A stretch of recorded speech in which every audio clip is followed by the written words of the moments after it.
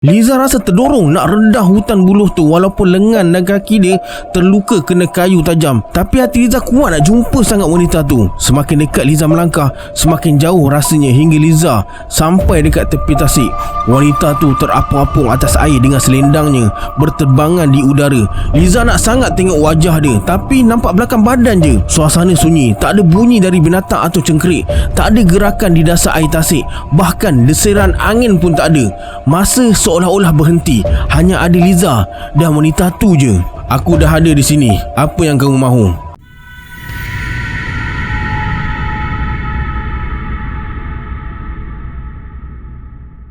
A'udzubillahi minasyaitonirrajim. Bismillahirrahmanirrahim. Assalamualaikum semua. Kembali lagi bersama saya Syarul. Terima kasih sebab dah klik video ni. Semoga yang menonton video ni ditambahkan rezeki dan dipermudahkan urusan dunia dan akhirat. Alright, hari ni saya akan kongsi kisah Nyi Roro Kidul part 1. Kisah ni dialami oleh Liza. Nak tahu cerita dia macam mana? Tonton video ni sampai habis. Jangan lupa subscribe, like dan komen dalam video ni. Pada yang nak join grup Telegram saya ada letakkan link dekat bawah. Macam biasa, sebelum saya mulakan, jom kita baca selawat dulu. Sallallahu Rabbuna ala nuril mubin Ahmad al-Mustafa Sayyidil Mursalin. Sallallahu Rabbuna ala nuril mubin Ahmad al-Mustafa Sayyidil Mursalin. Sallallahu Rabbuna ala nuril mubin Ahmad al-Mustafa Sayyidil Mursalin. Tanpa buang masa lagi, jom let's jump to Rabak Serah.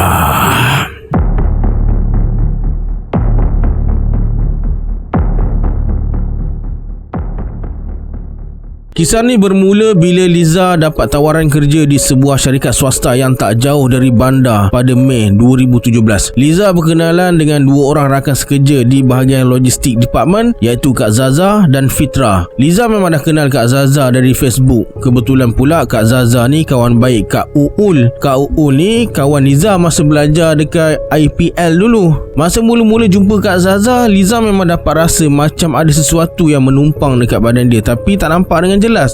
Mungkin makhluk tu pun dapat rasa kehadiran Liza kot. Julai 2017, Fitra ambil cuti 14 hari nak pulang ke kampung halamannya di Bali, Indonesia. Masa Kak Zaza dan Fitra asyik bercerita tentang kampung halaman Fitra dan sibuk online cari tempat-tempat peranginan dekat sana, Liza sikit pun tak rasa nak ambil tahu. Yelah, masa ni Liza baru kerja, banyak kerja yang tertangguh, jadi dia kenalah tolong follow up dan up to date semua barang. Sehari sebelum Fitra berangkat ke Indonesia, Liza dah rasa tak sedap badan. Hati mula resah dan asyik fikirkan Fitra. Sebelum Fitra pergi, sempat jugalah Liza bagi dia minum air mineral yang dah dibacakan dengan doa pelindung. Macam inilah keadaan Liza, resah, tak senang duduk, risau tanpa sebab, fikiran bercelaru, kadang-kadang jantung berdegup kencang tanpa sebab, dan badan terasa panas atau sejuk bila dapat rasa sesuatu kemudaratan yang akan berlaku pada orang di sekeliling dia. Bahkan Liza boleh nampak di mana-mana saja, tak kira masa dan sesiapa yang ditumpangi oleh makhluk tu. Semuanya dengan izin Allah. Seboleh-boleh Liza cuba elak kalau ternampak makhluk tu, sebab jenis mereka ni suka sangat kalau jumpa manusia yang ada kelebihan macam Liza untuk diganggu atau dicabar ilmunya dan kepercayaan kita pada Allah. Beberapa hari lepas Fitra ke Indonesia, Liza mula diganggu. Bermula dari malam masa dia melepak dengan kawan-kawan. Masa dalam perjalanan pulang lepas hantar kawan dia pulang ke rumahnya, telinga Liza berdesing. Bau wangi bunga melon mula tercium. Tolong jangan ganggu aku. Aku cuma nak lalu jalan ni lepas hantar kawan balik rumah tadi. Jangan ikut aku. Aku tak ganggu kau. Kemudian terkumat kamit mulut Liza baca doa safa. Kecut perut jugalah. Jam masa tu dah dekat pukul 10.45 malam. Kawasan rumah kawan dia pula kena masuk ke dalam, jauh dari jalan besar. Lepas tu pula Liza kena balik sorang-sorang. Kepala dah jadi macam kura-kura. sambil bawa kereta. Sebab tak nak tengok cermin pandang belakang tu. Nanti ada je kepala yang dia tak nak tengok duduk dekat kerusi belakang nak menumpang. Sampai rumah, tiba-tiba Liza teringat dekat Fitrah. Mula rasa tak sedap hati pula. Ni memang petanda tak elok dah ni kalau asyik ingat kawan dekat seberang. Malas nak fikir panjang, Liza terus bersihkan diri setelah seharian berada dekat luar. Malam makin larut, terdengar guruh di langit. Niat nak main game pun terbantut. Jam dah pukul 12.03 pagi. Liza ke bilik mandi nak ambil wuduk. Selesai berwuduk, dia ke bilik tidur. Tak sampai beberapa minit Liza pejam mata, dia terdengar bunyi buaian depan rumah berbunyi. Krek, krok, krek, krok, krek, krok. La haula wala quwata illa billahi aliyil azim. Ya Allah, janganlah ganggu aku. Aku nak tidur ni. Liza selak kain tingkap bilik nak tengok halaman rumah dia. Dia nampak buaian tu bergerak tapi tak ada sesiapa. Agaknya angin kot. Yelah, tadi bunyi guruh kan, petanda nak hujan. Kalau nak hujan selalunya berangin. Tapi kenapa pokok-pokok bunga ibu yang ditanam dalam pasu depan rumah tak bergerak langsung? Tak apalah, abaikan je lah. Liza terus baring semula. Belum pun nak lelapkan mata, Liza terdengar bunyi loceng pula. Macam bunyi loceng gelang kaki atau tangan. 6 hingga 8 kali loceng tu berbunyi selang beberapa minit. Yang peliknya, bunyi tu jelas sangat. Betul-betul macam dekat dengan telinga Liza. Bunyi loceng kaki atau tangan takkanlah kuat sangat sampai boleh rasa berdengung. Liza bangun, terus selak kain tingkap.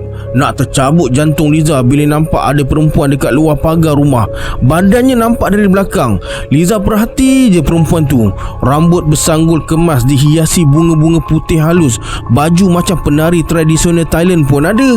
Macam pakaian Jawa pun ada. Selendang atas bahu dia berwarna keemasan.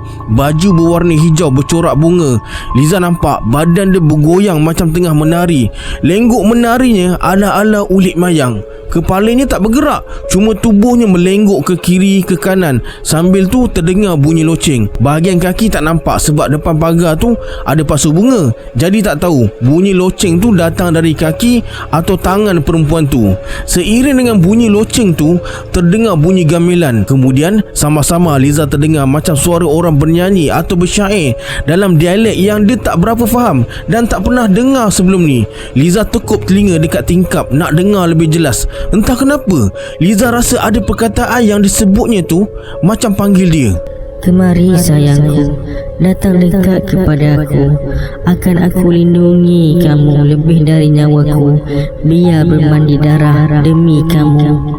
Lebih kurang macam tu lah ayat dia. Liza boleh faham bahasa dia cakap, tapi nak cakap balik bahasa tu dia tak pandai. Dan yang peliknya, lepas dengar dialek tu, Liza terus lupa setiap ayat-ayat yang disebut tu. Dalam masa yang sama, tercium bau bunga melo. Wangi sangat, tajam betul baunya. Seketika Liza rasa seperti berhayal dan terasa macam ada yang tiup ke cuping telinga dia. Liza terus terjelupuk depan tingkap. Dia terus beristighfar dan tersedar dari dipukau lepas tengok wanita tersebut dengan gemersik nyanyiannya seiring dengan gamelan. Cepat-cepat Liza bangun, duduk atas tilam. Dia terus baca beberapa potong ayat untuk halau benda tu. Lepas baca, Liza malas nak fikir apa yang ada dekat luar tu. Dia nak tidur, esok kerja. Esoknya, Kak Zaza bagi tahu Fitrah jatuh sakit dekat Indonesia. Demam, muntah dan sakit perut. Dekat seminggu Fitrah dekat sana, macam itulah keadaannya dari hari pertama dia sampai. Mula-mula Liza ingat mungkin disebabkan perubahan cuaca dan permakanan dekat sana tak sama macam dekat Malaysia. Jadi Liza tak endah lah, walaupun dia mula gelisah tentang benda ni. Liza nak scan Fitrah pun dia belum lagi sampai ke tahap tu. Jadi Liza anggap kebetulan je dan apa yang dia alami semalam tak ada kaitan dengan Fitrah. Mungkin benda tu mengikut dari rumah kawan dia semalam. Liza adalah juga Google tentang apa yang dia nampak semalam tu. Bunyi nyanyian atau syair tu macam sebutan dalam lagu Lingsir Wengi, tapi bukan lagu tu yang dia dengar. Sebutan dia je macam nak sama. Sambil-sambil Google tu, tak tahulah macam mana ada satu iklan ni muncul dekat YouTube tentang Nyi Roro Kidul. Jadi Liza pun mula kaji tentang legenda Jawa ni. Boleh nak kaji tapi jangan obses sangat. Ada kesannya macam yang dah berlaku dengan Kak Zaza. Bila dah kaji ni, Liza dah mula rasa tak sedap hati. Lebih kurang ada ciri-ciri yang dia nampak malam semalam. Hari terus berlalu dengan pantas. Lepas kejadian malam tu, Liza tak kena gangguan lagi hinggalah pada suatu hari ni. Lepas penat bekerja seharian di pejabat, Liza sampai je rumah. dia terus baring dalam bilik dan terus terlelap. Dalam tidur, Liza bermimpi nampak seorang wanita Jawa dan Fitra berada atas kapal. Liza tersentak dan terus tersedar dari mimpi. Baju habis basah, mungkin berpeluh, tapi bilik dia pasang aircon. Tangan Liza terasa menggigil. Jantung mula berdegup kencang. Liza terus beristighfar banyak-banyak. Masa ni Liza risau sangat dengan Fitra. Apa jadi dengan dia dekat sana sebenarnya? Apa yang wanita Jawa tu nak? Liza rasa nyawa Fitra dalam bahaya. Dia bergegas ke bilik ayah dan ceritakan tentang mimpi tu, tapi Liza tak cerita pasal wanita Jawa dalam mimpi tu. Dia suruh ayah tolong tengokkan keadaan Fitrah dekat sana. Kawan kau tu dah selamat pulang ke darat, tapi ada benda tak elok ikut dia balik. Selambanya muka ayah masa ni, mungkin tak bahaya kot. Esoknya dekat pejabat, "Kak, bila Fitra balik dari bercuti?" "Lusa dia balik lah, katanya rindu Malaysia. Keadaan dia pun masih tak serasi dengan keadaan dekat sana. Agaknya dah lama tak naik feri melintas lautan. Mungkin angin laut buat dia jadi tak sihat." Liza terdiam, tak nak kongsi cerita apa-apa dulu dengan Kak Zaza. Tak nak dia bimbangkan Fitra. Liza nak dengar cerita dari Fitra dulu. Adakah yang mengganggu Liza sebelum ni berpunca dari kepulangan Fitra ke Indonesia? Kalau betul, kenapa dia diganggu dan dipanggil? Kenapa dia bermimpi nyawa Fitra dalam bahaya?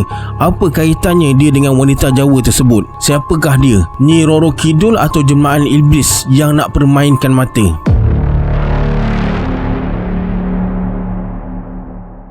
Bila Fitra pulang ke Malaysia, Liza tengok badan dia susut sikit. Mungkin 14 hari berada dekat kampungnya, dia kurang makan. Lagipun dia asyik muntah dan demam. Tambahan pula sekarang ni jiwanya kosong, sedih, kecewa sebab ditinggalkan kekasih.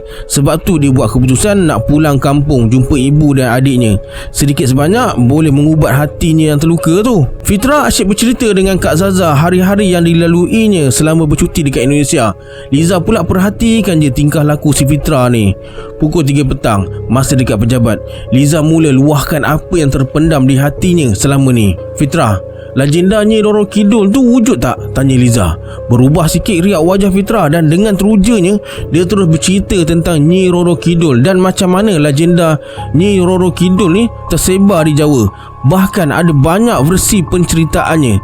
Tak pasti mana yang benar dan sahih. Kata Fitra, cerita ni mungkin sekadar mitos untuk upacara pemujaan laut supaya diberikan rezeki pada para nelayan dan elakkan dari malapetaka. Lepas tu Liza tanya, betul ke wujud sebuah hotel di mana ada satu bilik yang dikhususkan untuk Nyi Roro Kidul? Biliknya dipenuhi dengan warna hijau sebab dia suka warna hijau. Kata Kak Zaza, dia pernah tengok satu filem Indonesia tentang sebuah hotel di mana dalam hotel tu disediakan satu bilik khas untuk mereka puja Nyi Roro Kidul tu. Cerita Fitra pula, ada satu larangan semasa berada di perairan Samudra Selatan. Dilarang pakai pakaian berwarna hijau. "Kalau aku cerita pada kamu berdua, jangan takut je," kata Liza. "Kenapa?" tanya Fitra. Liza jadi serba salah, tapi demi kebaikan dia dan Fitra, semestinya Fitra kena tahu juga hal ni. Lagipun Liza perlukan jawapan kepada setiap perkara yang jadi pada dia beberapa hari lepas. Liza pun mula bercerita. Kata Liza, beberapa hari lepas dia mimpi tengok Fitra atas kapal perlayaran. Fitra pakai pakaian hijau. Liza berdiri dekat jeti. Dia nampak jelas Fitra berdiri dekat hujung kapal. Wajah dia nampak sayu, termenung jauh je pandang laut. "Hah? Betul ke Liza?" kata Fitra. Liza terkejut dengan Fitra tinggikan suara. Dia terus mengangguk. Kata Fitra, beberapa hari lepas dia ada naik kapal untuk seberang sempadan antara Bandung dan Bali. Dia pakai dres hijau. Hari tu ada banyak baju dia yang cantik-cantik, tapi tak tahu kenapa hati dia teringin sangat nak pakai dres hijau. Mereka bertiga terdiam seketika. Lepas tu Liza mula sambung cerita mimpi dia tu. Kata Liza, lepas dia nampak Fitra macam termenung jauh tu, tak lama kemudian air laut bergelora. Kapal terus bergoyang ke kiri ke kanan, tapi Fitra yang berada dekat hujung kapal tenang je. Dekat hujung jauh seiring dengan kapal yang Fitra naik tu, Liza nampak seorang wanita berpakaian ala-ala Jawa atau Thailand. Rambutnya bersanggul kemas, bersimpul hingga ke paras dada, dililit dengan bunga-bunga halus putih. Jelas kelihatan selendangnya yang berwarna emas dililit ke tubuh hingga ke bahu dan hujung selendangnya melayang-layang ditiup angin laut. Bajunya berwarna hijau keemasan berkain batik coklat. Tapi Liza hanya nampak tubuhnya, tak nampak wajahnya. Kapal yang Fitra naik tu semakin dekat dengan wanita tu. Liza yang berada dekat jeti terjerit-jerit sekuat hati nak halang kapal tu teruskan perjalanan. Entah macam mana wanita serba hijau tu macam dengar suara Liza. Dia terus pusing pandang Liza. Kemudian Liza terus terjaga dari tidur. Lepas dengar cerita Liza tu, Fitra termenung sekejap. Liza jadi resah. Ada yang tak elok berlaku dengan Fitra dekat Indonesia ke? Tak lama kemudian Fitra bercerita, katanya masa dia naik kapal tu memang betul dia berdiri dekat hujung kapal sebab nak ambil gambar. Lepas tu dia tengok dalam laut dan terasa laut tu cantik sangat. Dalam hati Fitra berkata, kalau boleh aku nak tinggal dekat dasar lautan. Lepas tu dia rasa tertarik dengan kejernihan air laut tu. Rasa nak terjun je. Tiba-tiba kapal bergoyang, ombak beralun ganas. Kapten kapal buat pengumuman supaya mereka yang berada dekat luar masuk dalam kapal cepat-cepat. Tapi disebabkan ombak kuat, Fitra bertahan je dekat hujung kapal dan terpaksa berpaut pada pagar kapal tu. Kebetulan sehari sebelum naik kapal, Fitra tahu kapal tu akan melintas kawasan laut selatan Jawa Barat. Jadi dia ada search dekat Google tentang Ratu Kidul. Lepas dengar cerita Fitra tu, Liza terus meremang bila cerita mereka hampir sama. Agak-agak kamu, waktu kamu di kapal jam berapa? Waktu di Jakarta pukul 6 petang macam tu. Kalau di Bali waktunya lambat sejam. Aku sedar dari tidur dalam pukul 6.30 petang sebelum maghrib. Kebetulan atas suratan takdir, meremang seluruh tubuh mereka petang tu.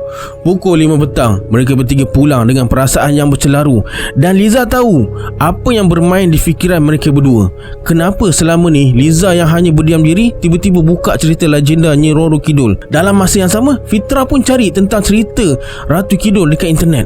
Yang lebih pelik, macam mana mimpi Liza boleh sama dengan apa yang jadi pada Fitra. Pukul 8 malam, Liza keluar makan dengan kawan dia. Memang dah jadi rutin. Lepas kerja, dia akan melepak dengan member dulu, hilangkan stres. Pukul 10 malam, masa untuk balik. Macam biasalah, Liza akan hantar kawan dia dulu sebelum balik ke rumah. Dalam perjalanan keluar dari kawasan perkampungan kawan dia tu, sekali lagi Liza tercium bau bunga melo. Dia ni memang dari kampung ni kot. Asyik-asyik sini je permulaannya. Assalamualaikum. Tak kiralah kau Islam atau kafir, selagi kau diwujudkan oleh Yang Maha Satu tu, tak ada beza kau dan aku. Kecuali kalau kau kafir sebab tak nak tunduk dengan pencipta kau sendiri. Jangan ganggu aku. Aku tak nak ganggu kau. Tak payah nak temankan aku balik. Kau balik ke tempat asal kau. Dalam berani tu, kaki tekan pedal minyak sampai 90 km. Liza terus pasang CD bacaan surah Yasin dalam kereta. Belum sampai 10 minit, CD tersekat-sekat pula bacaannya. Liza dah rasa tak sedap hati dan mula berzikir Asmaul Husna. Alhamdulillah, pukul 11.25 malam, Liza selamat sampai ke rumah. Lepas bersihkan diri, Liza buat keputusan nak tidur dekat ruang tamu sebab tak berani tidur dalam bilik. Mata semakin berat. Liza sempat tengok jam dinding dekat ruang tamu tu. Dah pukul 12.43 tengah malam.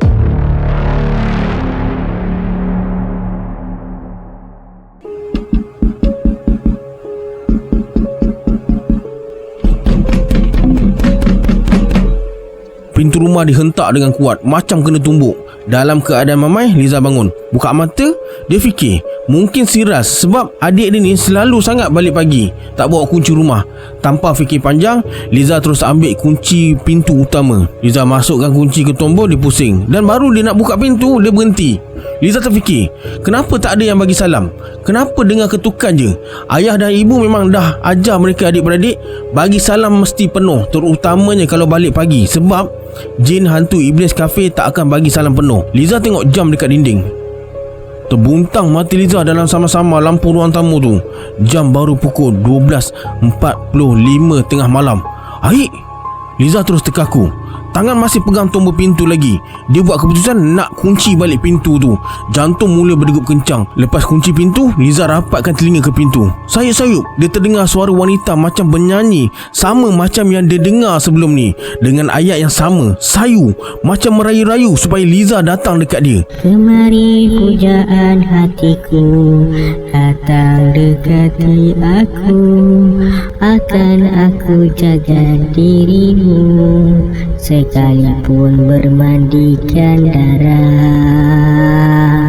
Liza faham setiap ayat-ayat yang disebut. Terdengar sungguh sayu suaranya. Hati mula terasa sebab, rasa sedih sangat. Seiring dengan nyanyiannya, terdengar jelas bunyi loceng. Tiba-tiba bau wangi menerpa. Klok, Liza terus buka lok pintu. Bila pintu tu buka, dia nampak kabus tebal dekat halaman rumah dia. Liza tercari-cari dari mana datangnya suara tu. Kemudian dia keluar, tak pakai slipper. Liza toleh kiri, toleh kanan, rasa macam dipukau, tapi dia sedar, cuma tak dapat kawal. Datanglah dekat menghampiriku pujaan hati. Liza tengok dekat ujung pagar rumah macam ada kain warna keemasan melayang. Dia terus melangkah dan buka pintu pagar. Kemudian berlari kejar selendang tu. Bunyi gerincing loceng semakin jauh dan bau bunga melo semakin pudar. Macam sesuatu tu sedang berjalan menjauhi Liza. Liza terus berlari kejar selendang emas tu. Semakin dalam Liza masuk dalam kabus tu, semakin dia tak nampak apa-apa hinggalah kaki dia terpijak ranting kayu. Baru Liza perasan dia pijak tanah, bukan jalan tar. Masa tu kabus tebal mula beransur-ansur nipis. Angin sepoi-sepoi bahasa terus bertiup. Liza tersedar dia dikelilingi pokok buluh. Dalam keliru tu, sekali lagi Liza dengar suara wanita tadi, masih sayu dan sedih. Kemari pujaan hatiku. Wanita tu nyanyi dalam dialek Jawa tau, tapi tak tahu macam mana Liza boleh faham. Liza tahu dari mana datang suara tu.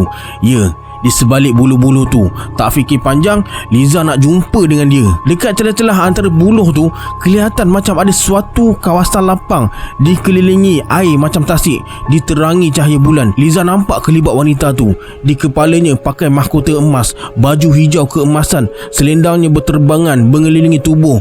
Terdengar alunan nyanyian. Tubuhnya mula bergerak ikut rentak nyanyian sayunya tu. Datanglah merapat sukma jiwaku. Liza rasa terdorong nak rendah hutan buluh tu walaupun lengan dan kaki dia terluka kena kayu tajam. Tapi hati Liza kuat nak jumpa sangat wanita tu. Semakin dekat Liza melangkah, semakin jauh rasanya hingga Liza sampai dekat tepi tasik. Wanita tu terapung-apung atas air dengan selendangnya berterbangan di udara. Liza nak sangat tengok wajah dia, tapi nampak belakang badan je. Suasana sunyi, tak ada bunyi dari binatang atau cengkerik, tak ada gerakan di dasar air tasik, bahkan desiran angin pun tak ada. Masa seolah-olah berhenti, hanya ada Liza dan wanita tu je. Aku dah ada di sini, apa yang kamu mahu? Selendang yang berterbangan tu berhenti, kemudian berpusing-pusing meluru ke langit. Wanita tu masih berdiri membelakangi Liza. Kepalanya bergerak-gerak menghala ke sebelah kiri. Tak jelas rupanya, tapi Liza nampak senyumannya yang sinis. Zup! Selendang yang terapung-apung di udara tu terus menerpa ke arah Liza. Liza terus menjerit sambil tutup mukanya. Kak, apa kakak buat tengah jalan ni? Ya Allah, kenapa dengan kakak ni? Ras yang bawa motor nyaris nak langgar kakak dia. Liza perhati sekeliling. Dah tak ada kabus dan dia berada dekat hujung simpang rumah. Jarak dari rumah ada dalam 16 buah rumah lagi. Liza kebingungan. Telinga terus berdesing sampai dia sendiri tak tahan. Liza tekuk kedua-dua belah telinganya. Sakitnya rasa macam nak menangis. Seiring dengan desingan tu, Liza terdengar, Aku akan mendatangi kamu lagi ke rumahku. masih dalam dialek Jawa lagi. Kemudian Liza tengok Ras. Lepas tu tengok diri dia sendiri. Berkaki ayam, ada luka calar bergaris dekat lengan kiri dan kanan. Tapak kaki ada kesan tanah dan luka. Ya Allah kak, apa dah jadi dengan kakak ni? Kakak pergi mana? Kata Ras. Mereka terus balik rumah. Pintu utama rumah terbuka luas. Liza keluar tadi tak tutup pintu rupanya. Masa nak cuci kaki, buang kesan tanah tu, Liza terkejut. Tanah tu tak kena air macam waterproof, dan tak ada kesan pun tanah tu ikut aliran air ke lubang toilet. Tanah tu hilang macam tu je. Lepas tu Ras bawa air dan first aid. Dia sapukan ubat dekat lengan Liza yang calar bala tu dan kaki dia yang terluka. Liza pula asyik fikirkan wanita tadi. Banyak yang belum terjawab. Apa yang dia nak sampai sanggup bermandi darah demi dia tu? Kenapa Liza faham bahasa yang digunakan sedangkan dia tak pernah belajar apa-apa bahasa dialek Jawa macam bahasa kuno tu? Lebih menghairankan apa sebenar niat dia sampai Liza hampir kemalangan dilanggar adik dia, si Ras. Kak, ceritalah dengan Ras, kenapa dengan kakak? Ada benda tak elok kacau kakak ke? Ayah ibu tahu tak akak kena ganggu? Liza terdiam. Berdesing dekat telinga masih tak hilang lagi. Ras, kau teman akak tidur luar ni boleh tak? Baiklah, akak tidurlah dulu. Ras ambil bantal dan selimut. Esok kita cerita. Liza baring atas sofa. Ras baling selimutnya atas lantai menghadap Liza. Tiba-tiba Liza menangis. Liza betul-betul tak tahu kenapa dia menangis. Kak, istighfar banyak-banyak. Jangan terperdaya dengan iblis. Kalau kakak perlukan bantuan kami semua ada untuk akak. Liza menangis semahu-mahunya. Kejadian ni berlarutan sampai 3 malam. Bertambah pelik, kenapa Liza diganggu? Kenapa tidak Fitrah? Apa yang dimaksudkannya biar bermandi darah untuk dapatkan Liza? Okey, sampai sini dulu kisah ni. Kita berjumpa di part kedua nanti. Sebelum kita berpisah, anggaplah kisah ni sebagai hiburan semata-mata. Janganlah terlalu mudah percaya. Hanya yang mengalaminya tahu akan kebenaran sesuatu kisah tu. Kita berjumpa di video akan datang. Saya Syahrul. Assalamualaikum. Adios.